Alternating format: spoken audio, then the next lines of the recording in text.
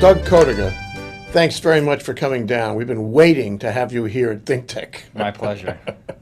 You're a lawyer, an environmental lawyer, with the law firm of Schlack, Ito, Lockwood, Piper, and Elkine. Okay, The Schlack, Ito firm. Mm-hmm. I suppose you could put that to music, but it would not sell as a musical selection. We've tried. Anyway, it's a wonderful firm. I really like your firm, and I like the people in it too. So I wanted to get a handle on some of the things you've been doing, and it's really to your credit that you, one of your clients, and it's a client that we all know, is Blue Planet Foundation, and you've been working on climate change and energy for Blue Planet, and I really would like to know, to the extent you can tell us, what you're doing for them. Absolutely. Well, they retained me just about a year and a half ago to represent them in proceedings before the State of Hawaii Public Utilities Commission, which we refer to as dockets. And right now, Blue Planet is active in 6 dockets. Some are more active than others, of course. And so I have just been providing legal representation to them in these dockets to help them in their efforts to shape energy policy in Hawaii. This is important. So what is the nature of their effort to shape energy policy? Well, we can look at the intention of the organization, which is to wean Hawaii off of imported fossil fuels in a relatively short period of time, as short as 10 years, a period of time. So boiling it all down, what we're really talking about is fossil fuel. We got to get fossil fuel out of here. Indeed. The phrase we use is a major transition. This is considered by most of us who are working in this area to be a major transition, and almost any way that you look at it, it is a major transition from a fossil fuel-based economy, which runs, of course, our transportation, our electricity production, and so forth. Somehow transitioning from that to indigenous renewable resources is, any way you look at it, it's a major transition, and Blue Planet is spearheading this effort, not just at the PUC with these energy dockets, but also with building a movement. I know. I see them in various contexts, but this particular, what you're doing is different than it's more than what we've heard before. You see Hank Rogers and Jeff McLean, they speak all the time. Mm-hmm. You see them testifying and seeking legislation or opposing legislation in the legislature. They're actively involved in changing the direction of our ship. But we haven't heard about your work before the PUC, and I really like to hear about what you're doing and how that complements their other efforts. Sure, yeah. The work before the PUC is a little bit more behind the scenes. It's actually fairly complex. The issues, the regulatory issues, are complex. They demand. I'm certainly well supported by expert. We have a very competent and a wonderful expert consultant that's been assisting us in these matters due to the complex nature of the proceedings. They are lengthy, they're involved. One of the dockets, which involves a feed-in tariff, which we can talk about more, has, well over 350 formal submissions to the Commission already. So lengthy, complex matters. And so they don't lend themselves as well to sound bites, if you will, but they are important efforts to shape energy policy. Pardon me, Doug, but lengthy and complex doesn't sound like quick. Indeed, this is one of the issues I think that we're grappling with, is that we have a collective sense that we need to make this transition fairly quickly, as you say, and the regulatory process does not always move that quickly. And part of this is due to, as I was saying, the complex nature of the issues. Part of it is due to matters as simple as funding for the Commission, or the ability of the parties to bring resources to bear on these complex issues. So it's turned out to be quite time consuming. I still want to go more on that issue, on the question of speed. You know, I'm involved in taking video in neighbor islands, and the sense that people have in the energy industry, the clean energy industry, mm-hmm. is that things are moving too slow, that the momentum that might have existed, say, a year ago following the governor's initiative for clean energy has been dissipated to some extent, that we have to move faster. They are really unhappy about the feed-in tariff and how it hasn't moved. I worry that the legs that this issue had, that the popularity and power it had, maybe in some jeopardy because we haven't moved fast enough. You make some very good points, and they certainly resonate to a certain degree with people who are working closely on these issues, and also I think to a certain extent with Blue Planet, my client, in particular because they are focused on really pushing this transition aggressively. They should be moving quickly. That's what you got to do. Indeed, indeed. There are no real, we can sort of dissect it and try to figure out sort of what is the source of this Let's delay. take a moment. But well, before we do that, I think it's important to also consider our frame of reference. When I began working with Blue Planet, I made representations in filings with the PUC as to the size of the organization, basically, and it was not a huge number at that time. Now Blue Planet has well over 10,000 friends of Blue Planet as supporters. So my point is simply that a movement is slowly building, and I think, for example, just to focus again on Blue Planet, they're making a good effort to reach out in a grassroots fashion to the local community, including Native Hawaiian community, to promote clean energy, which I think will pay dividends in the long run. But circling back to your question about momentum and a sense of delay, yes, I think that's fairly accurate. We have to remember also that Hawaii is going to be pretty much the second state, just behind Vermont, in the United States to have a feed-in tariff. So we can't say that it's completely uncharted territory, because this has been done, of course, in Europe extensively. China has a large feed-in tariff program. India just recently announced $1 billion feed-in tariff program. Some commentators consider the feed-in tariff to be the single most prevalent policy or important policy mechanism to promote renewable energy. I do. I think it takes us to the next chapter. Well, yeah, okay, that's consistent with our view as well. So we're moving, in a certain direction. It's taken much longer than we anticipated. If we look at the actual schedule in the docket, we can see that it's been amended by the Commission at least twice. You mean the original submission? Yes. Which was what, in December of 08? The docket was initiated October 24th, 2008. And then, yes, it got underway shortly thereafter. And it might have, the major hearing, there was in the spring of 09. Exactly, April 09. And there was a sense that we might have a feed-in tariff in the late part of last year. And, of course, that has not happened. Yeah. Right now, we expect, we're hoping for a Commission decision in summer of this year on the feed-in tariff. So it has taken longer than we'd hoped. Well, so what is that decision going to look like? We've already had them say, yes, there will be a feed-in tariff. That's right. We've had that determination. That's right. So now we get to the devil in the details. So what are the issues that have to be resolved, and how do you think they're going to be resolved? Well, there are three issues that have to be addressed, and one of them, which is probably one of the more difficult ones, has to do with the issue of reliability and system reliability. And that issue the parties continue to grapple with. This basically is the question of how much renewable energy or variable energy, intermittent energy resources can the grid accommodate. And we've seen and heard different things. In fact, in the popular press not too long ago, there was a series of articles and reports about a moratorium on Maui and the Big Island. Of course, that generated a lot of... that might be a strong word, but... that was actually the word that was used. Is that right? At least in the press reports, and I believe possibly also in one of the filings by the HECO companies. And whether it's accurate or not, I understand what you're saying. So this is all around the issue of what amount of renewable energy can the grid accommodate. So the parties have been grappling with that issue, and frankly, it's unclear what resolution will come from the Commission on that issue in this proceeding. It's kind of viewed as an overarching issue that affects all different kinds of renewable energy. So what's the relationship of that and curtailment? Excellent question, and not easy to answer, but curtailment is closely related because, of course,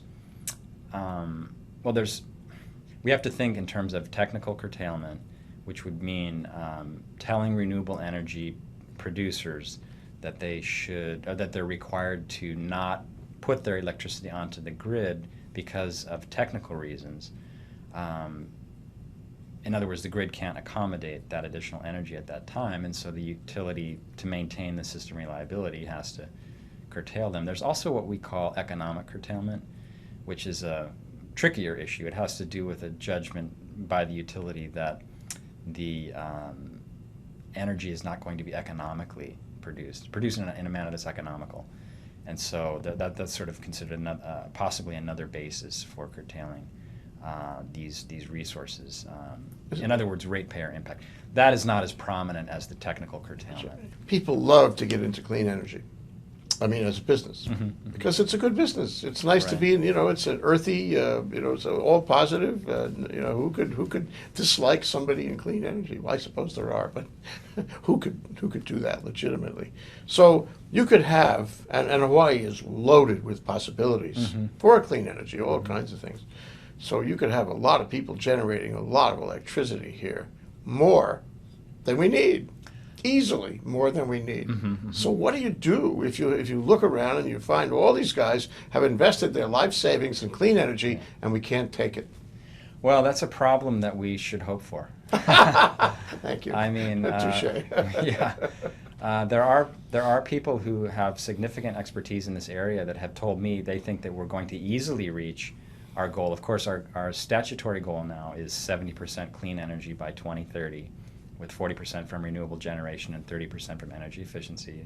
This came out of the Hawaii Clean Energy Initiative and then Act 155. Goals are goals, but the reality is the reality. But my point is simply that people have suggested, people who know this area, that it's going to be, like you're saying, it's going to be relatively easy to generate that amount of energy. So far, we're at about 4% on Oahu. No. So I think Neighbor Island's much more as a percentage. Yes, definitely more than Oahu. So I think we have a ways to go, but you're right. I mean, you have to assume that the market will send a signal that would prevent people from getting into a position where they have, the bankers will make an evaluation before they advance money, and the investors will be concerned.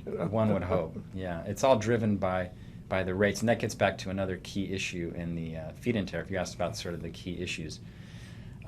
One of them is the rates, and this is the rate, of course, per kilowatt hour at which the utility is required to purchase the renewable energy. So we being all of the parties in this docket, are working very hard to analyze the model by which the rates are determined, and then to try to make our best arguments to the Commission as to what rates are really going to move the market. And it's part art and part science. We do the best with the information we have. Sometimes there's not Hawaii-specific data available, so we look to other areas. In other words, each jurisdiction that has done a feed-in tariff, my understanding is they've gone through the same process of trying to reach agreement on a methodology. And Can't we learn from them? We have tried. We're trying. I think we're making a good faith effort in this docket to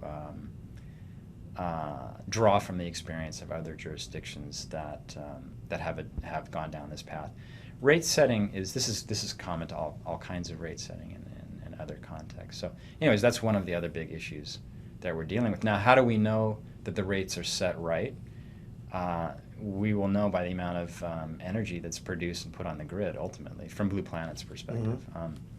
We can look at other jurisdictions such as Spain, where the reports are that the rates were set too high initially, and it resulted in a windfall for developers and kind of a restructuring of that program in Spain in order to correct for that problem. I would imagine, I can't think of any off the top of my head, there are other jurisdictions where the rates were set too low, and that did not move the market. Our feed-in tariff will be set up for the initial 2-year period, and then we expect the Commission to reevaluate after 2 years. You say, what's the test then? You say move the market, but how do you know when you have the right rate structure? That's I personally, I think we won't until we implement the program. Yeah. We make, we look at other, like you said, look at other jurisdictions. Well, of course, you look at the professional opinion of people who are in the business, and they can tell you based on their business experience whether they believe it's going to work or not. So.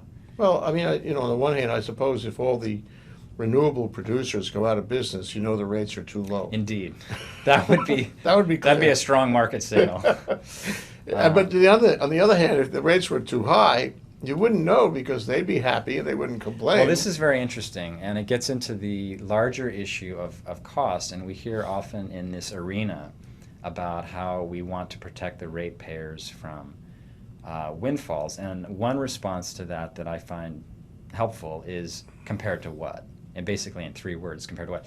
And by that I mean we look at the DBED report for 2007, which showed that Hawaii spent $6.21 billion on energy in 2007, or about 10% of our gross state product. That's too much. It's too much. I think almost anyone would agree that that's a burden. It's an economic burden. So we think, well, okay, short term there's going to be an impact on ratepayers, right? So rates are going to go up a little bit. And we see in Germany different ways of sort of expressing this increase. The cost of a sandwich or the cost of a cup of coffee or some relatively modest sum on a monthly or weekly basis in Germany, where the feed-in tariff was extremely successful. In other words, the proposition is that the rates will increase slightly in the short term, but in the long term you'll have lower rates because... And you have a better climate.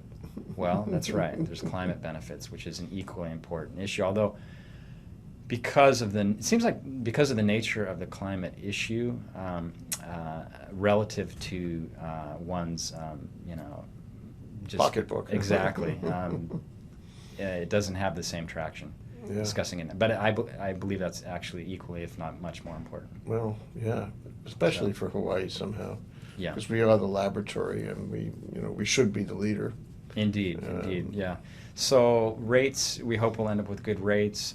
The other piece of the puzzle for our feed-in tariff is we call it queuing and interconnection, which is a fancy way of saying who gets in first, who gets in line, how are the applications processed. Why do you have to get in line? Well, because it goes back to the issue of our grid not being able to accommodate unlimited amounts of renewables. So it's like a test thing. The first guy in line, he tries it out.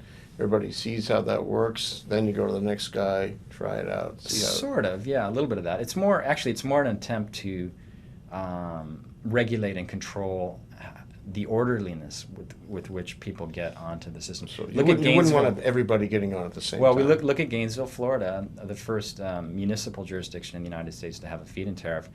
My understanding is the capacity, once they opened it up, it was gone within a matter of hours. In other words, the program was 4 megawatts or whatever it was completely filled up in a matter of hours. Vermont, which is the state that's just slightly ahead of Hawaii, also apparently had many applications filed in a very short period of time within like the first day or the first part of the first day. Which means that everybody who didn't file and get permission to contribute the power into the grid is left behind. Exactly. And it's almost like maybe there ought to be a raffle or a lottery or something. Or there should be a bigger program. See, to us, this indicates pent-up demand. Sure. Yeah, and this is the fascinating thing about the feed-in tariff and why people seem to find it so interesting, because it has a sort of a egalitarian, sort of a democratizing aspect to it. In other words, you, me, anyone else can be looking at vacant land or a rooftop, a warehouse rooftop, or somewhere where we can put solar panels and start working on a business plan to sell this power to the utility. And this is sort of what we've seen in Germany, is that very high penetration of, I think, mostly rooftop solar panels on a wide variety of buildings, commercial, residential. Why? Because people know they can sell the power to the utility. They get a 20-year contract. It's very attractive. Financing is relatively easy because I have a guaranteed rate. The rate is somewhat above market. It's designed to move the market, and so not too hard to finance. Yeah, I think that it would be very successful here. Take, in my mind's eye, there's a retired couple, okay? Mm-hmm. And they either have a flat roof or they have a backyard, and it's reasonably sunny, so they spec out, some PV. Right. And they get in on the feed-in tariff, and now they know what they've paid. They know what they're going to get. It's a coupon clip for them. They've made, they're so pleased with themselves they can. They tell their neighbors. They tell their neighbors. Everybody wants to do it. Why leave your money in the bank at 2% when you can make much better than that on a feed-in tariff and help the community and help the climate and all that stuff? So, I mean, I think there's a pent-up demand is not demand, but a pent-up supply, if you will. Demand to be in the program, or demand to be in the program, and I mean, we haven't even scratched the surface. But when that opens up, and when that couple and their friends and relatives see the opportunity here, and the ability to make some money, I mean, everybody wants to be in business. That'd be the easiest business you ever had. That's part of the vision that animates the feed-in tariff and why it has spread across the world. And like I said, one commentator estimates that it affects about 1/3 of the world's population are affected by feed-in tariff policies, and it's considered to be the most successful mechanism for promoting renewables. Now, it's still, and of course it depends on how you define it, right? There are similar mechanisms that have been around for quite some time, since PURPA in the late 80s, and California has had a standard offer contract for some time.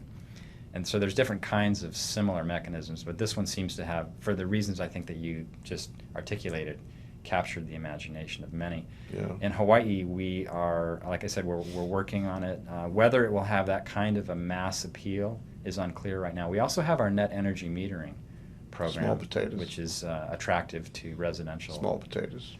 Well, because you're saying that because of the percentage Can't really make limit. any money. My I see, retired I couple see. can't do Oh, anything I with see. that. Yes, indeed, it's designed to take care of your load more than turn a profit. Yeah, well, I mean, which is of some value to my Right. couple, my retired Right. couple. That I think they would probably want to do both if they could. If they could. If they had enough land to do so. So, if you had this feed-in tariff working, I mean, in the pure sense, I really enjoyed this discussion, Doug, by the way. This is really important as far as I'm concerned. If you had it working and everybody came around and did it, then there'd be an awful lot of renewables during the day. Yes. At night, it wouldn't be so much. Yes. And so then, because everybody thinks of PV first. It's the easiest and in many ways the most efficient. I'm not sure it's the cheapest. It's not the cheapest. Right. So you could have an awful lot of energy made during the day, but not at night. And you'd have to think of something else at night. And wind is imperfect at night. Wind is imperfect in a heavily populated area. And so we don't have a lot of options that are as clear as PV. So I ask you this, and it's a footnote question, is this would all change, wouldn't it, if somebody could figure out a nice battery. If somebody could come up with a battery, then we could change the way the world works. Talk about things that would take you to the next chapter. And the guy who figures out that battery is going to be a rich man. I think you're absolutely right about all of that. Storage is, of course, a huge issue right now. It's interesting to me working on these, as I mentioned, these 6 different dockets and looking at these different energy policy issues. One of the things that has become very clear is that we're talking about transforming, I said a sort of major transition with regard to generation, but really I think we need to overhaul the grid as well. And to me, storage is part of that. Storage basically is a way of making the grid better able to accommodate more indigenous renewable energy. It's sort of we call these ancillary services, and it enhances the grid, but clearly a lot of attention needs to go into that. Our grids are not capable really of doing as much as we think, as much as the law requires right now. The 70% by 2030, it seems that might be challenging with the current grids. So storage is a huge part of that. Absolutely. If we could figure out storage, and consistent with the utilities' earlier statement that, hey, we just want to be a transmission company. We'll let you guys do all of the generation. I don't know if they still feel the same way, but and all we really want is you should give us good power, and then we'll transmit that, and we'll make a buck on transmitting it. If we could get there, that would certainly change the world. But I'm not sure we're headed there, and I'm not sure we're headed to using the grid as much as we have, because with some of the modern technology, you actually don't need a grid. Okay. I think I understand where you're going with this Certainly you don't distributed need generation. Yeah. Yeah. Well, you don't. Yeah, and not only don't you need a grid for your, your island, you don't need a grid for your state. You don't need an undersea power cable either. And this is the issue. And I'd like to throw some more issues at you and see if it works. Sure. The other issue that I've heard discussed in my travels recently is, do we really need to have large facilities generating a lot of power? Or can we use this technology for relatively small facilities generating, either house by house, business by business, building by building power, and that way have local people investing instead of having foreign money come in and foreign profits go out. Which way will which way will it tilt ultimately? These are questions that are somehow inherent in what you're doing. Yes, absolutely. But they're not decided yet. That's right. And I think it raises, to me, it's interesting, your comment raises how do we decide these questions? And in a way, we sort of, we sort of back our way into the answer by sort of very incremental steps. Because I certainly don't have a big picture answer to you, for you on that. I mean, I see it as the difference between distributed generation and central station. And of course, we've been basing our lives around a central station model for many, many, many decades. And we're sort of thinking that we're going to continue in that regard. We look at the prospect of using biofuels in existing combustion turbines, for example. That would certainly continue to a certain extent this central station approach. In other words, you have a power plant and you have lines extending through the community to homes and businesses, and it's all quite familiar. The other vision, which I think you're kind of articulating, is a distributed generation world where people are much more self-sufficient and self-reliant. We look at the recent innovations, the Bloom box, for example, which got a huge amount of press. And you can sort of sense that individuals, businesses, well, there's eBay and other high-profile businesses, apparently Google using the Bloom box. Tell our listeners what the Bloom box is. Well, I'm no expert on the Bloom box for sure, but my understanding is that it's a small power generating unit that uses fuel cells, and the reason it's captured as much attention as it has is because it's self-contained. You can basically put one in your basement or somewhere at your building, and it will supply pretty much all of your electricity generation needs. So very attractive prospect in that regard. And the fuel use and the emission, it's relatively clean compared to other sources, and efficient. But this points out the whole notion of the fact that it's a moving target. That what you think is the technology that you're dealing with when you go in front of the PUC may not be the technology next week. So here you have the PUC moving at its rate, and you have the technology moving a lot faster at its rate. Do you know about the spruce? No. I'll tell you about the spruce. The spruce is made by Toshiba. Those are the guys that make the egg cookers, yeah. Right. And the spruce, it looks like a spruce tree. It's about the size of a spruce tree. I think it's 30 feet or so, and it's maybe 18 inches in diameter. And it drops into the ground, and the top is a little wee building. And this thing is a nuclear reactor. Oh, yes, I do know. I didn't recognize it by that name. Yes. It's right. A nuclear reactor, Yes. and I forget what it costs, say $10 million, and it yields X amount of power, I don't know, 30 megawatts maybe, for, say, 20 or 30 years. I mean, it's really great. That's and a lot of energy. Maybe that's too much, but whatever. It generates enough to keep a small city operating, or maybe a large town operating, at a very reasonable rate. I forget the per kilowatt hour rate, but it's really small. The problem, of course, is that nobody wants a nuclear reactor at Main Street. Right. But they're selling them. I think they sold them to Russia, and they're trying to sell them in Europe. I'm not sure the success of it. Oh, and they're trying to sell one in Alaska, in a remote area in Alaska where there's no power, and this would be a great bonanza. But it shows you, I don't know the ultimate success of this project because everybody has a lot of baggage about nuclear. I'd like to see it in Hawaii. That would be interesting. Right.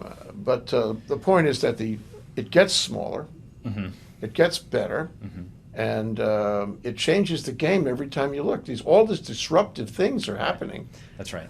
No, I think this is absolutely fascinating, and I actually share your sense and to a certain extent your concern that we're going to be going through this process, this regulatory process, which is quite time-consuming.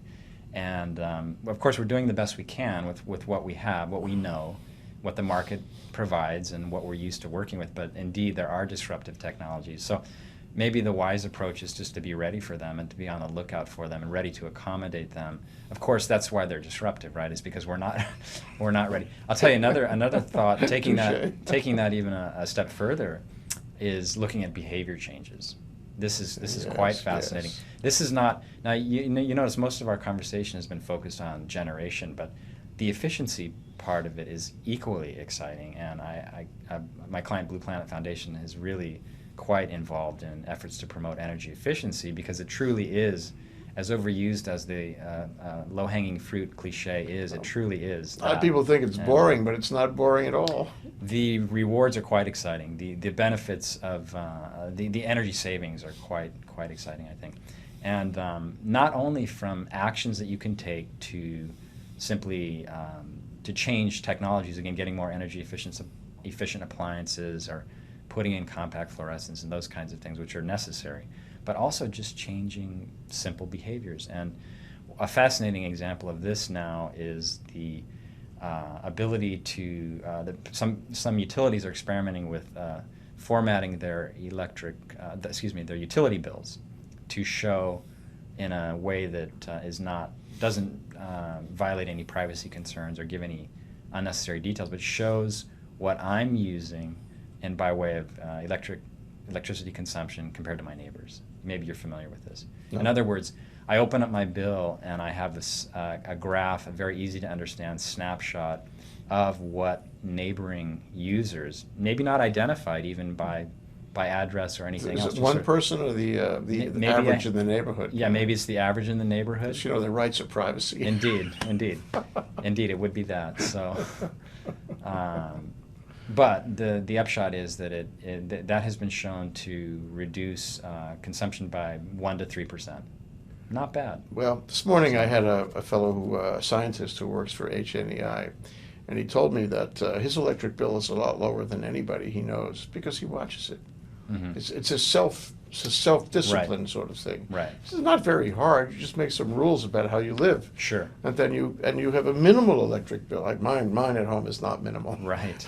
But I think a lot of people do recognize this, and some people can actually discipline themselves. And it's a game. It's better than Las Vegas. It's been said. It's interesting because it's been said that we tend to view electricity in the same way that we view water and air. Right. Bad mistake. Always there. Yeah. You turn on the tap, you're going to have water, and you're going to have air. So maybe we're sort of exploring different ways of using electricity. But this is why it's so fascinating, because we really are on a bit of a frontier with all of this, the feed-in tariff and all of these measures. And I think, getting back to your comment about climate change, that's a very fascinating aspect of all of this as well, because we see very strong economic reasons to do this. And by the way, this is a very interesting example of environmental and economic goals aligning. The intersection, right? Yeah, but mostly aligning. Yeah. And oftentimes that's not the case in environmental battles. Yeah. So we have that, but then at the same time we have the prospect of serious disruption to the climate. Well, this goes to the question of, Hawaii obviously is the best laboratory in the world for this. We have, the way our systems work here between the ocean and the sky and the wind and all. It's a beautiful place, and part of the beauty is it has all this energy. I went yesterday, 2 days ago, I went to the windmills at Kahiaku. Kahiava. I have to fix this part of the tape. Kahiava. Yes. And I tell you, Doug, they were beautiful. I mean, there was absolutely nothing, less than beautiful about them. Nothing objectionable. It's like you go to the Museum of Modern Art in New York, and they take some household object and make it beautiful. Right. You always thought it was just utilitarian, but no, it's beautiful. Yeah. And that's what these windmills are. They're beautiful. To look at them, the way the curves work and the motion of the blades and all that, even the sound, which is very soft. It's not a loud, obnoxious sound at all. It's almost kind of a music. You could be transfixed standing under one of these things. So I'm saying to myself, gee, this isn't hard to take. Why are there people who make objection about this. This is actually part of, it's at harmony. It's in a harmony with Hawaii. We are the laboratory. We are the best place. And if people would only get on board and support that and get into the notion of we can be excellent. This is a point of excellence. It's right out there. Just touch it. We can be the most excellent place. We have to, and Blue Planet does a lot for this because it's a training the public thing. So although you can go to the PUC and solve all the problems there, you still have to train, the guys out in the field. Of course, yeah. The PUC is just one aspect of this whole mix, and what I hear you saying too is that, what is our vision? And to me, this is what makes this even more interesting is this moment in Hawaii's history. It's a moment. What is our vision for the future? And we see, my sense is that there is a growing collective sense that energy is an important issue. The reason I say that is just because it comes up in conversations in unexpected places and unexpected times. People seem to have a real interest in this issue, and it's pretty easy to grasp that we could be much more self-reliant because of the wind, as you mentioned, and the sun and the waves. And so then the question is, what is our vision? And do we have a collective vision? Is it forming around this? Where's the leadership? I think leadership is also critical on these issues. We need organizations, entities, individuals. The answer is we don't have a collective vision, and the answer is we don't have any leadership on it, aside from Hank Rogers and a few people in the energy industry. I mean, I could go give you names, but those are at the trade association level or at the environmental level. Those are not at the government level particularly. And there are some legislators who are supportive, but in large part the legislature is not paying appropriate attention to the issue, in my opinion. Well, the old saying that when the people lead, the leaders will follow, right? So there's that aspect of it where, to the extent that each of us takes responsibility for these issues and expresses that, then we may see some slight change. I'm perhaps not quite as cynical as you about the possibility of leadership emerging, because we just looked less than half a dozen years ago on the mainland with the governors in particular following the lead of Arnold Schwarzenegger, who made this California's Global Warming Solutions Act, AB 32, sort of the centerpiece of his administration. And I think there were a lot of state-level leaders that saw that and emulated it, basically, because it was seen as a way to build capital, political capital. And it benefited, to a certain extent, the people who are really interested in these issues, energy, environmental community. So well, I think there have been people in Hawaii who've been interested in these issues since the 70s or maybe before that. We are doomed to repeat this on a cyclical basis. Well, and right. That's why the mission is not only to go a step further, not only to convince people that we are a laboratory, we can be most excellent, but also to make it stick so they remember. Right. I think as Jeff Michelina often says in his presentations, that we hit the snooze button. In the 70s, with the Arab oil embargo, there was a sense that we needed to fix this. In fact, he located a report from the state energy department.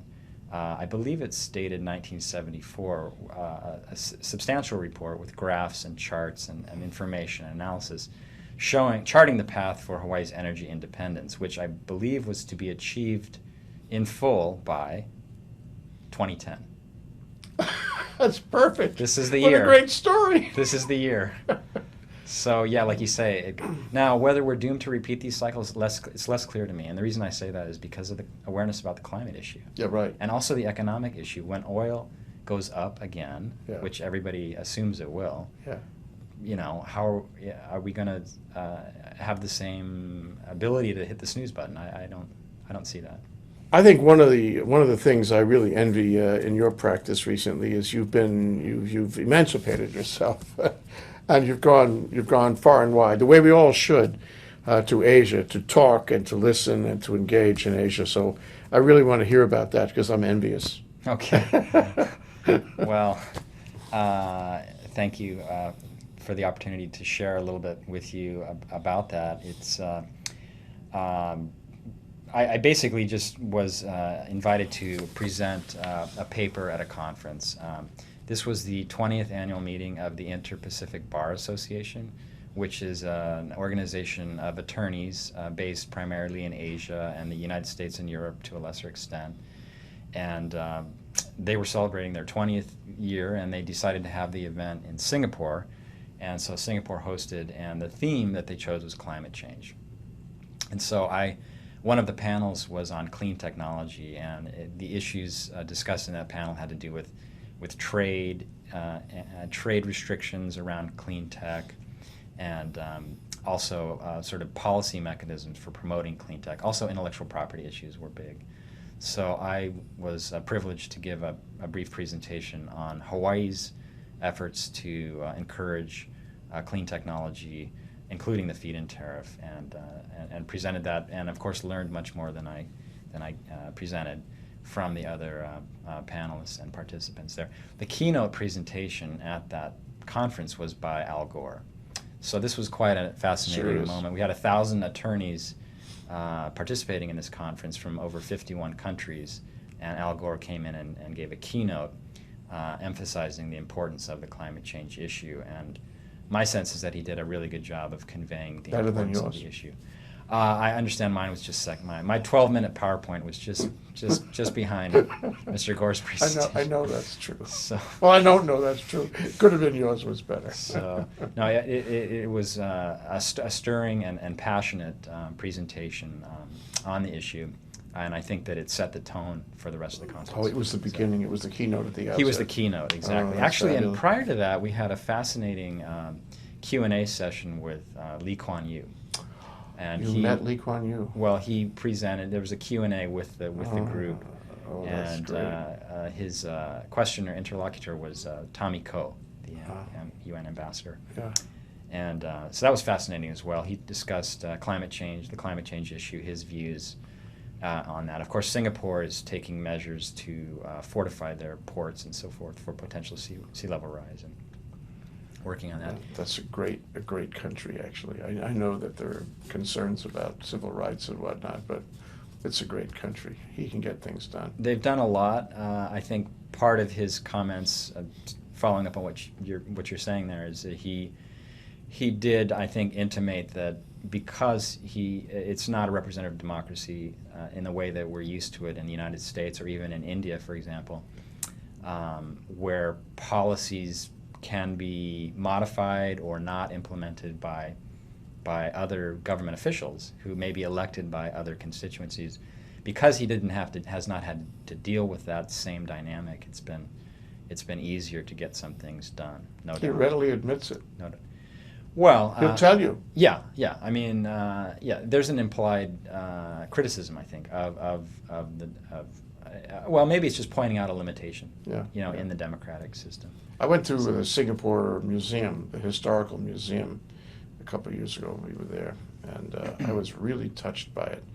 What a swamp-infested place it was, and he built it step by step, chapter by chapter. It was extraordinary what he did, and they have this whole thing playing out in video. So to hear him talk about it, that's a real treat. It was very impressive. The other thing that I took away from it personally was that it was clear from his responses to the questions and his stories that about these issues that he has tremendous personal relationships with the leaders in the region. So I got the sense the decisions are made in part based on information and analysis and the usual ways that we think of making decisions, but also from direct communication with other leaders in the region to confront these issues. So, very interesting. He's one of the great leaders, like him or not. He's one of the great leaders. So, I think going there and having that experience is really dynamite. I think that's what Hawaii should be doing that. Not only you should do it again and again, but a lot of guys should do it. Yes, girls. There are a number of clean energy related conferences, expos, events throughout Asia in the coming year or two, and I understand that people in Hawaii are making efforts to participate in those and to promote Hawaii as a clean energy center. So yeah, and this was consistent with that. the group of lawyers was mostly business lawyers, but I think they're beginning to have more of a focus on climate change, understanding how, in the same way that the insurance industry, for example, clearly understands the risks of Well, climate sure, change. they're going to pay and pay and pay. Yeah. When that water comes up, Right. inundates hotels and office buildings. Increased storm activity as well. Happening, I think, already, don't you think? Yeah, probably. It's hard, of course. The usual line from this, I'm no scientist, the usual line from the scientists is that it's difficult to attribute individual weather events to changes in the climate overall. However, at the same time, there is a sense that, for example, what we saw in Tennessee recently with the so-called 1,000-year rain, that the atmosphere is absorbing more moisture. So when there is a rain event, it has, there's a lot more. Yeah, I think we should be watching that very carefully, keeping metrics on everything, so that we get a sense of the, Waikiki, in how many years, we're going to lose a meter or more. Right. And, people are already. One guy said, I'm holding on to my house. It's just 30 feet above sea level, and my house is going to be the next hotel. It's possible. Stick around long enough. Yeah. So, I guess I'm really curious to know, what the Asian lawyers were thinking, what the Asian attendees at this conference were thinking. Are they up to speed on this, or are they still dragging their heels? No, it was. It's interesting that you asked that because, in some ways, they're far ahead of others, and we have to back up and look at which countries executed and ratified the Kyoto Protocol, because those countries are doing projects under the protocol's clean development mechanism. They've had perhaps several years or maybe many years experience of doing projects under the CDM. One of the panels at the conference, which ranked, I think, ahead of mine, maybe after Al Gore's, but was on CDMs, and there were representatives from Brazil, China, Korea, and several other countries I can't quite recall at the moment, but basically America, Canada, a wide array of countries, each of whom was prepared to address in detail the CDM. So this is not something you find very easily, that kind of a quality of a presentation on CDM. So countries that are doing CDM projects, they're at the forefront of this effort to reduce emissions. Dragging their heels, maybe they are in other ways. The attorneys I interacted with, however, could see the potential business, dimension of this and how it's going to affect their clients, and it's something they need to look at. What about the Chinese? Well, again, that's one country that my understanding is they're doing CDM projects, and they have been for quite some time. So, in fact, after Singapore, I traveled to Shanghai, China, and was privileged to give 2 talks at two different law schools there. And I got a very sharp question from one of the students at the law school in China about CDM and about compulsory licensing of clean technology and this kind of thing. So my subjective sense, is that certain segments of the society are very well aware of this issue and moving forward. Now, your point probably is that the Chinese government more broadly there's issues around negotiating legally binding limits, and we saw that play out at Copenhagen. Who's going to agree to what, and will it be legally binding? So that's, of course, that hasn't changed. And the Chinese government would put economics ahead of environment a lot of the time. Although, frankly, I think this, what did you call it before, parallel? Aligning, because they're trying to get in to win big time. They're trying to get into all of these areas big time and make a buck everywhere, selling it everywhere. And they've done huge projects on the mainland with Chinese money, Chinese equipment, Chinese expertise. That's right. Clean energy. A very interesting example. They I believe they're the #1 manufacturer by volume of solar photovoltaic panels. I believe that's right. And so they're certainly doing well in that regard.